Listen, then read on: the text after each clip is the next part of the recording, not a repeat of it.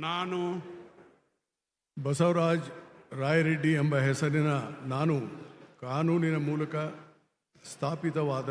ಭಾರತದ ಸಂವಿಧಾನ ವಿಷಯದಲ್ಲಿ ನಿಜವಾದ ಶ್ರದ್ಧೆ ಮತ್ತು ನಿಷ್ಠೆಯನ್ನು ಹೊಂದಿರುತ್ತೇನೆಂದು ನಾನು ಭಾರತದ ಸಾರ್ವಭೌಮತ್ವವನ್ನು ಮತ್ತು ಅಖಂಡತೆಯನ್ನು ಎತ್ತಿ ಹಿಡಿಯುತ್ತೇನೆಂದು ಮತ್ತು ಕರ್ನಾಟಕ ರಾಜ್ಯದ ಮಂತ್ರಿಯಾಗಿ ನನ್ನ ಕರ್ತವ್ಯಗಳನ್ನು ಶ್ರದ್ಧಾಪೂರ್ವಕವಾಗಿ ಮತ್ತು ಅಂತಃಕರಣಪೂರ್ವಕವಾಗಿ ನಿರ್ವಹಿಸುತ್ತೇನೆಂದು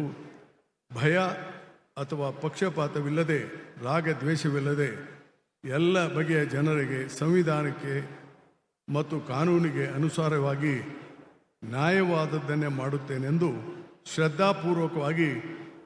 ಪ್ರತಿಜ್ಞೆ ಮಾಡುತ್ತೇನೆ. ನಾನು ಬಸವರಾಜ ರಾಯರೆಡ್ಡಿ ಎಂಬ ಹೆಸರಿನ ನಾನು